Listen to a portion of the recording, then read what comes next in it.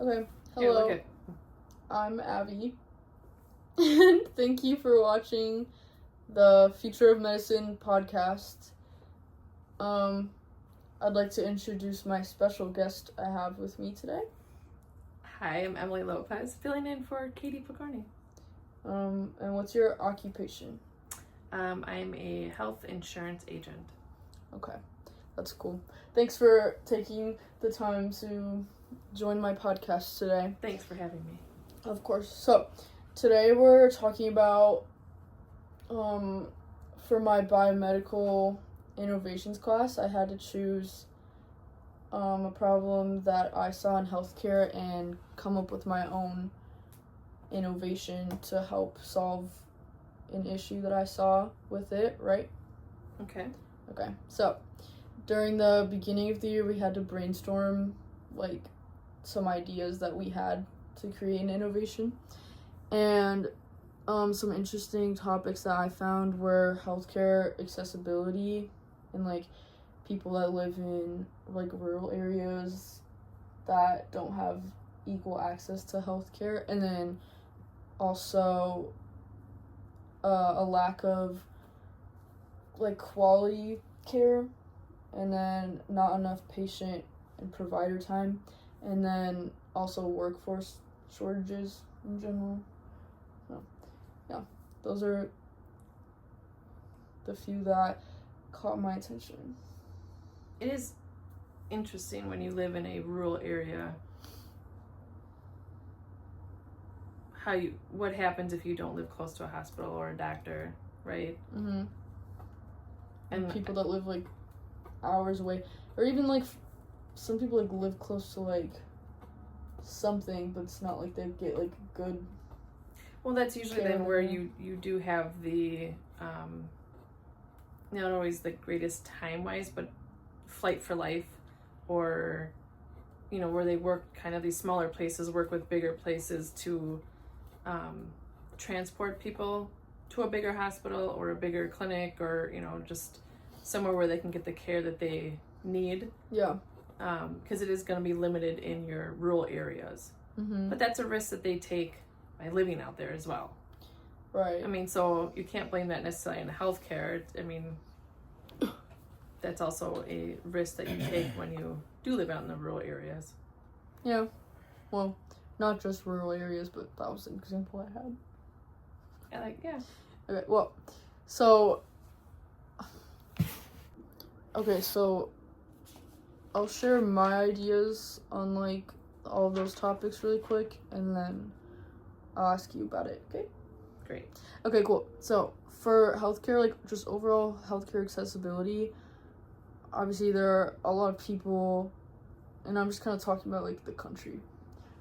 Like a lot of people don't have good like access to good healthcare, especially like in low income communities, or is that like or like not just maybe like not good education on. I've actually sat with people and talked about this many years ago, and that sometimes there are satellite offices, meaning smaller offices, clinics that they can go to that are in those communities, but they don't necessarily go because maybe it's the education is that they kind of ignore symptoms, or they don't go for their annual physicals or and they kind of skip the clinics that are available, but they wait till something big is happening and then they go right to the emergency room. So there is a disconnect there, but I do think in those conversations that I've had with people is that how do you get them to go to the clinics and just kind of get the help they need on the smaller scale versus waiting for it to be kind of a bigger issue. Is it ever like insurance? Because I feel like when I researched, I feel like a lot of times said there was a lack of insurance, and that was kind of an issue. And like you just said, like people like skip important care, such as like screenings and physicals, because they don't really like. I don't know, like you said, like they wait until it's like a big problem. And because like they don't think that they have access to it, or like and I mean they could. I don't know. I do think there are clinics within lower income communities, and they're usually free. Mm-hmm. Like, are they, like, good quality, though, usually? I mean, I guess who's to say what the quality is? Yeah, sorry, I was kind of, like, scanning through my notes. But, yeah, I think I also found that, like, they're trying to expand insurance, telehealth services, and then, like, mobile clinics, and, like, educating more people on healthcare services, like you were talking about. Yeah, okay, that's, like, mostly what I have on general, like, accessibility. And then the other big one, I think that, like, goes along with that is, like, you can have access to, like, healthcare services, but, like, how efficient are they? Or, like, useful are they? You know what I'm saying? So, like, notes I have, I'm saying a lot of clinics are open during, like, work hours, and it makes it difficult for people to go to. So I feel like that's another part of, like, not going to, like, physicals and screenings, like, what's the word? Just, like, Make normal the appointments and Yeah. like, the time, yeah, Yeah, like people don't the have hours the that time. they're actually open Right. versus when you can actually go. Yes. And having to take a day off. Yes, for sure. Yeah. I think another thing I had that went along with that, like the workforce shortage I was talking about earlier, is, like, a lot of clinics don't have the people to, like, work, like, other hours to make it more accessible for, like, people that work during the day. And having, yeah. And I feel like they could change that and help those people by having twice a week where instead of opening at 8 a.m, they open at noon to 9 or noon. You know, they can play with it. And maybe there are some places that do that, but a lot of times those end up being urgent cares, which, like you said, that's not really for screenings. That's for something that, oh shoot, I need to go get this looked at. Right. But I do think there's nobody necessarily wants to work after like 5 or 6 p.m. So that does make it difficult for the people who need to have their annuals or whatever the screening is, and they can't get in. Yeah. Right. Okay. Yeah. So then, like we were talking about, like, rural areas, there's a lot more people than providers, and then travel distance makes it a lot harder for people to get care, like, in a timely manner. And then, like we said, like, they have to make that time to go out of their way and travel all the way to whatever place they need. Yeah. And again, I think the rural areas, I tend to think that runs the risk because they can't have a big hospital in an area that doesn't necessarily have the people to support it. Right. The customers, or so to speak, or, you know, patients to cover what they need. You know, so I think there's a lot of issues when you have rural areas. Rural. What did I say? Okay.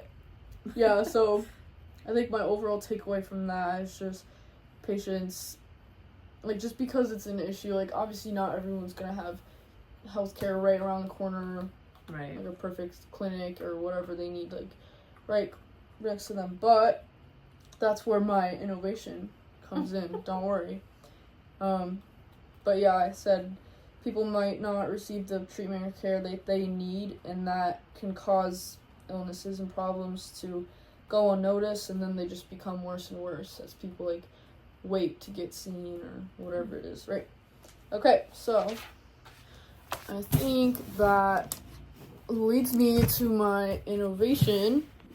Okay, so a little intro to my innovation is that accessible and effective healthcare are things that most people, or all people, should have an opportunity to receive, but millions of Americans lack that accessibility due to financial barriers or location barriers, or, like we were talking about, workforce shortages and just overall quality of care, you know? So my innovation would be, like, the use of artificial intelligence tools to reach more people in effective ways. And obviously there's like limitations to that, like you can't just have robots like being doctors, but you know. That's a little scary, yeah. Well, not that kind of AI. I mean, like, I'll explain it more. Okay. Okay, so we already talked about, like,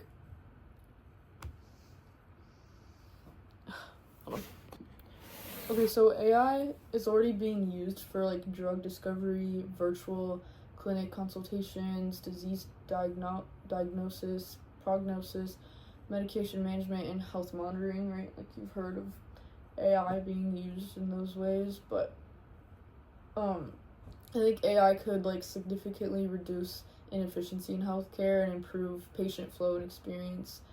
And like I said, it obviously can't like replace doctors and things, but like just thinking about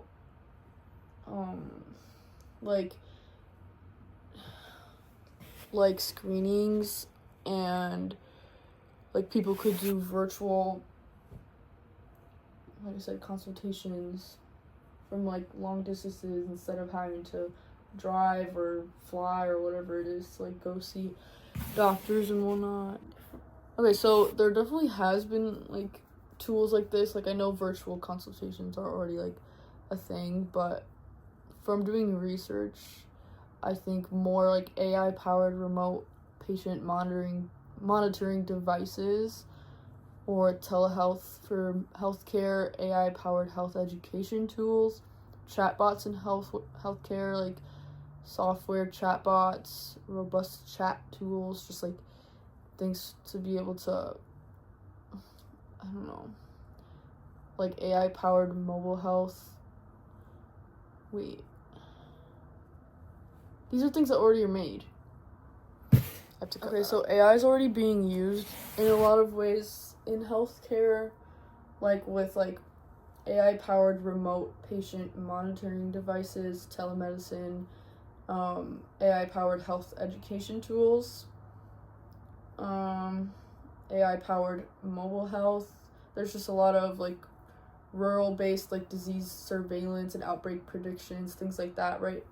But I think what I kind of had in mind was some kind of AI tool that would be able to kind of screen people in a different way that makes it easier for them to get a diagnosis without having to go to the doctor, which obviously wouldn't be perfect, like as good as going to a doctor, but it would definitely be better than nothing and kind of prevent more people waiting because they'd have an easier way to have a better idea of what might be wrong with them, or get like, I don't know, like you know the movie Big Hero 6 with the, what's his name, Baymax?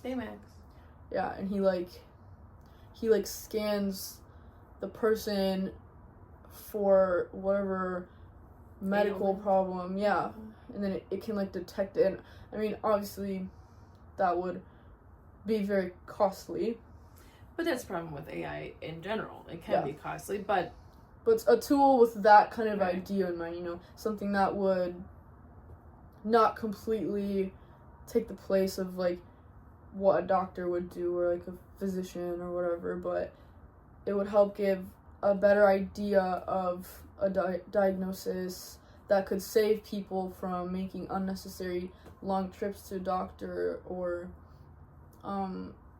reach more people that have like a difficult time making it to a clinic due to like whatever's going on in their life, like time wise, or like they just don't have the, what's the word, mobility. Some people just don't have the mobility to get places, so this would actually help the people who physically cannot make it to a clinic. Right.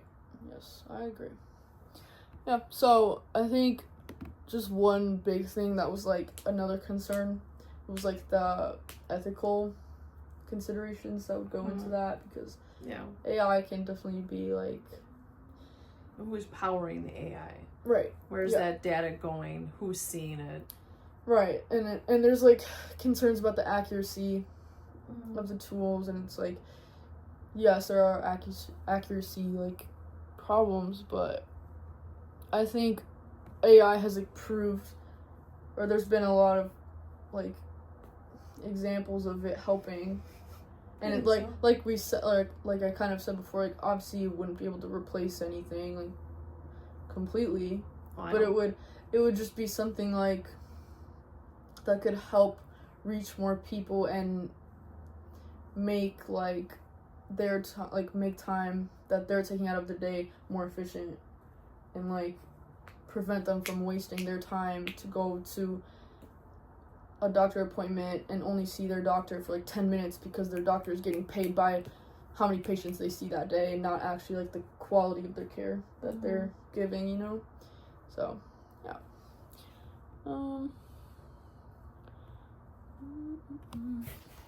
Okay, so a few things I wanted to make sure I covered. I did cover like the cause of the medical challenge that I chose and like accessibility, and we talked about that, like people that live in maybe like low income communities or just like communities that aren't well educated on the services that they have access to, or just like rural communities or whatever.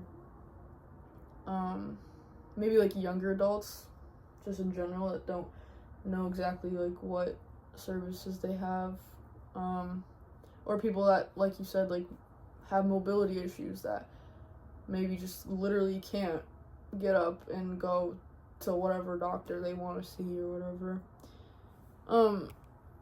And then the type of innovation is just the use of AI in ways that like haven't already been done, that are able to reach more people, that like involve using technology and like types of technology that aren't in places that they already are, you know? Just like expanding it. That's kind of my like innovation, I guess. And then I kind of talked about what's already being done. Like insurance companies are trying to expand their coverage. They're investing in more mobile clinics. So like a lot of these AI things that are already being used to like have reached bigger hospitals, but I think they just haven't reached a lot of rural areas yet, or like the ones that I at least kind of talked about. And then yeah, so my innovation is just improving things that already kind of exist, and then making them more productive. What? Yeah. There's always room for improvement, so I agree with that. Yes. Like we have this AI, so how can you expand that to make it accessible to everyone? Yeah, and I think like just improving what's already been done and making it more productive to help the flow of patients and efficiency of their health monitoring. Yeah, we kind of talked about how like it can reach people in their own homes, or even just like